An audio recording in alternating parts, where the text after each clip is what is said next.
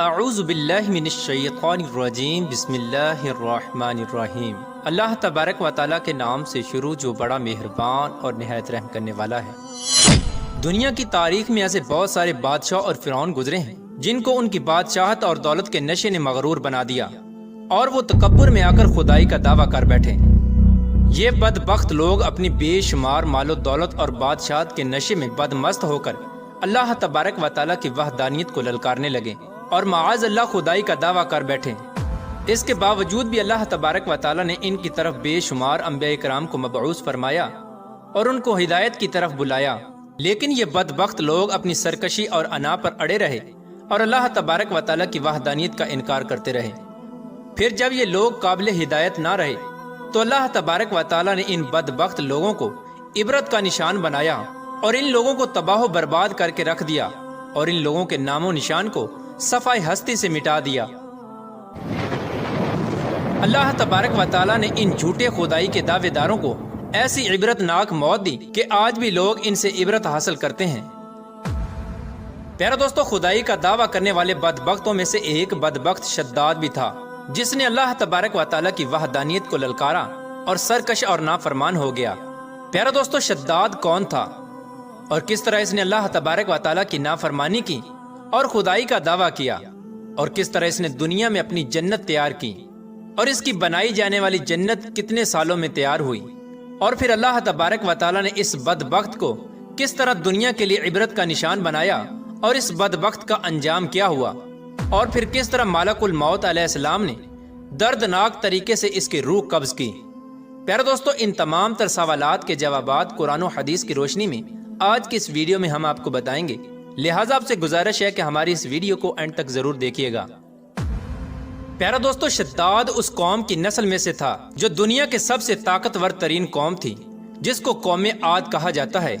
اس قوم کے بارے میں اللہ تبارک و تعالیٰ قرآن پاک میں ارشاد فرماتا ہے کہ ان کے جیسی قوم نہ اللہ تبارک و تعالیٰ نے ان سے پہلے پیدا کی اور نہ ہی ان کے بعد کسی قوم کو پیدا کیا۔ قوم عاد احقاف کے اندر آباد تھی۔ احقاف ایسی جگہ تھی جہاں ریت کے بہت ہی بلند و بالا ٹیلے تھے، اور احقاف کا یہ علاقہ یمن اور عمان کے درمیان بکھرا ہوا تھا۔ اس علاقے کے اندر قوم عاد 8,500 سال پہلے آباد تھی۔ اس قوم پر اللہ تبارک و تعالیٰ کا یہ خاص کرم تھا کہ اللہ تبارک و تعالیٰ نے اس قوم کو دنیا کی سب سے طاقتور قوم بنایا تھا۔ اس کے ساتھ ساتھ اللہ تبارک و تعالیٰ نے اس قوم کو سرسبز و شاداب باغات اور وافر مقدار میں کھیت عطا فرمائے تھے۔ اس قوم کے پاس بے شمار جانور تھے اور پینے کے لیے میٹھا پانی تھا۔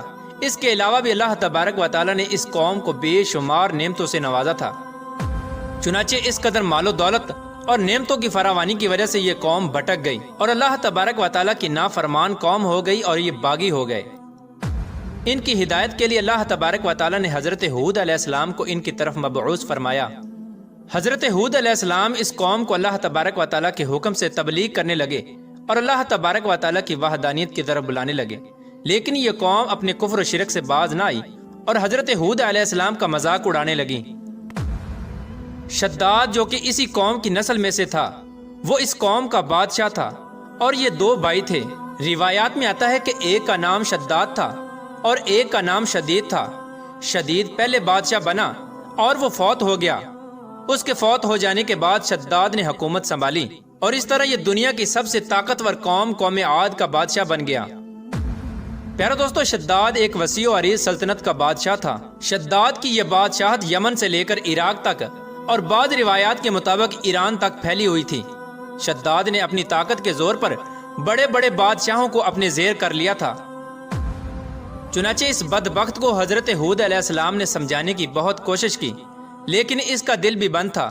چنانچہ جب حضرت ہود علیہ السلام نے شداد کو اللہ تبارک و تعالیٰ کی وحدانیت کی طرف بلایا اور ایک خدا کی عبادت کرنے کا حکم دیا، تو اس وقت شداد اور حضرت ہود علیہ السلام کے درمیان ایک زبردست مکالمہ ہوا، جس کے نتیجے میں شداد نے حضرت ہود علیہ السلام سے پوچھا کہ اگر میں اللہ تبارک و تعالیٰ پر ایمان لے آؤں تو مجھے کیا حاصل ہوگا؟ تو اس وقت حضرت ہود علیہ السلام نے شداد سے فرمایا کہ تم پر جنت حلال ہو جائے گی۔ جنت کا نام سنتے ہی شداد حضرت ہود علیہ السلام سے پوچھنے لگا کہ یہ جنت کیا ہے؟ تو حضرت ہود علیہ السلام نے شداد کو جنت کا نقشہ بتایا اور جنت کی نعمتوں کے بارے میں شداد کو بتایا۔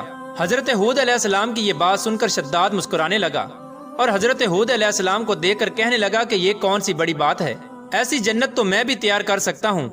حضرت ہود علیہ السلام نے شداد کو اس کے اس کفر و شرک سے روکنے کی بہت کوشش کی، لیکن یہ بدبخت باز نہ آیا۔ چنانچہ اس وقت شداد نے اپنی سلطنت کے بہت بڑے بڑے کاریگروں کو اکٹھا کیا اور احقاف میں ارم کے مقام پر 20 کوس لمبی اور چوڑی جنت بنانے کا کام شروع کروا دیا۔ چنانچہ شداد کی تیار ہونے والی اس جنت میں سونے اور چاندی کی اینٹیں لگائی گئیں اور جواہرات بھی لٹکائے گئے۔ اس بدبخت شداد نے اپنی اس بنائی جانے والی جنت میں شہد، دودھ اور پانی کی نہریں بھی رواں کر دیں اور دنیا جہان کے خوبصورت درخت، پودے اور پھول بھی لگوا دیے اور اس جنت کو طرح طرح کے جواہرات سے مزین کر دیا۔ قوم عاد چونکہ پہلے ہی بلند و بالا پہاڑوں کو تراش کر محلات بنانے کے اندر ماہر تھی اور شداد کی سلطنت میں تو یہ فن عروج پر تھا، چنانچہ ریت کے ان بلند و بالا ٹیلوں پر بہت بڑے بڑے ستون کھڑے کر دیے گئے اور ان بلند ستونوں پر بڑی بڑی سونے اور چاندی کی عمارتیں بنا دی گئیں۔ شداد نے یہ فیصلہ کیا تھا کہ جب تک اس کی بنائی جانے والی جنت تیار نہ ہوگی اس وقت تک وہ اپنی جنت کے اندر قدم نہیں رکھے گا۔ چنانچہ شداد کے حکم کے مطابق جنت تیار ہونے لگی اور شداد اپنے محل کے اندر بے صبری کے ساتھ جنت کا کام مکمل ہونے کا انتظار کرنے لگا۔ شداد کی اس جنت کو تیار ہونے میں 12 سال لگے۔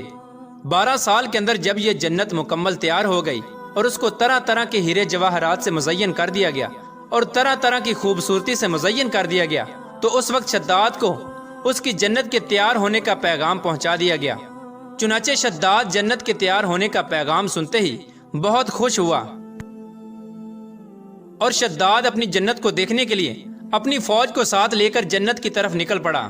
چنانچہ شداد ابھی جنت کے دروازے پر پہنچا ہی تھا کہ اس نے اپنے سامنے ایک شخص کو کھڑا دیکھا۔ شداد اس شخص کو دیکھتے ہی پہچان گیا اور اپنے حواریوں سے کہنے لگا کہ یہ شخص مجھے جنت میں داخل نہیں ہونے دے گا۔ تو اس وقت شداد کے حواریوں نے شداد سے پوچھا کہ یہ شخص کون ہے اور یہ جنت میں کیوں نہیں داخل ہونے دے گا؟ تو اس وقت شداد نے اپنے حواریوں سے کہا کہ یہ ملک الموت علیہ السلام ہیں جو کہ میری روح قبض کرنے کے لیے آئے ہیں اور یہ مجھے جنت میں داخل نہیں ہونے دیں گے۔ اس وقت شداد بدبخت ملک الموت علیہ السلام سے عرض کرنے لگا کہ مجھے صرف اپنی جنت میں قدم رکھنے کی مہلت دے دی جائے، لیکن اللہ تبارک و تعالیٰ کی طرف سے مقررہ فرشتے نے جواب دیا کہ مجھے اللہ تبارک و تعالیٰ کی طرف سے حکم ہے کہ میں تجھے تمہاری جنت کے اندر قدم نہ رکھنے دوں۔ شداد ملک الموت علیہ السلام کے سامنے بہت رویا اور گر گڑایا، لیکن ملک الموت علیہ السلام نے اللہ تبارک و تعالیٰ کے حکم کی تکمیل کرتے ہوئے شداد کی روح قبض کر لی۔ چنانچہ شداد کی موت کے بعد حضرت جبرائیل علیہ السلام نے ایک زوردار چیخ ماری اور شداد کی بنائی ہوئی ساری جنت زمین کے اندر دھنس گئی اور غائب ہو گئی۔ شداد کی اس عبرتناک موت کے بعد حضرت ہود علیہ السلام نے قوم عاد کو 12 مرتبہ سمجھایا، لیکن قوم عاد باز نہ آئی۔ حالانکہ شداد کا یہ انجام قوم عاد کے لیے کافی تھا، لیکن جب انسان کی عقل پر غرور کا پردہ ہوتا ہے تو چاہے شداد ہو یا شدید، اس کو کسی کام کا انجام دکھائی نہیں دیتا۔ حضرت ہود علیہ السلام نے قوم عاد کو شداد کا انجام بتا بتا کر ڈرانے کی کوشش کی، لیکن قوم عاد باز نہ آئی اور اسی طرح اللہ تبارک و تعالیٰ کی نافرمانیاں کرتی رہی، یہاں تک کہ حضرت ہود علیہ السلام مایوس ہو گئے۔ اس وقت جب قوم عاد قابل ہدایت نہ رہی تو اللہ تبارک و تعالیٰ نے حضرت ہود علیہ السلام کو حکم دیا کہ وہ اپنے ساتھیوں کو لے کر اس علاقے سے چلے جائیں۔ اللہ تبارک و تعالیٰ کے یہ حکم پاتے ہی حضرت ہود علیہ السلام نے اس وقت آخری مرتبہ اپنی قوم کو سمجھانے کی کوشش کی، لیکن وہ لوگ پھر بھی باز نہ آئے، تو حضرت ہود علیہ السلام اپنے ساتھیوں کو لے کر اس علاقے سے روانہ ہو گئے۔ چنانچہ ان کے جانے کے بعد اللہ تبارک و تعالیٰ نے قوم عاد پر خوفناک آندیاں مسلط کر دیں۔ اللہ تبارک و تعالیٰ کی طرف سے آنے والی وہ خوفناک آندیاں اور طوفان 7 راتیں اور 8 دن تک چلتی رہیں، یہاں تک کہ وہ پوری قوم اپنے بلند ستونوں اور سونے اور چاندی کی عمارتوں سمیت زمین کے اندر دنسا دیے گئے اور غرق کر دیے گئے۔ اور اللہ تبارک و تعالیٰ نے اس قوم پر اس قدر دردناک عذاب نازل فرمایا کہ اس قوم کا نام و نشان تک نہ رہا۔ جس وادی کے اندر بڑے بڑے بلند و بالا محلات تھے، وہ تمام کی تمام وادی ایک ریت کے صحرا کے اندر تبدیل ہو گئی قوم عاد کے اس علاقے کو اللہ تبارک و تعالیٰ نے اس طرح زمین کے اندر غرق کر دیا کہ وہاں پر صرف اور صرف ریت کے ٹیلے باقی بچے اور کسی بھی چیز کا نام و نشان نہ بچا۔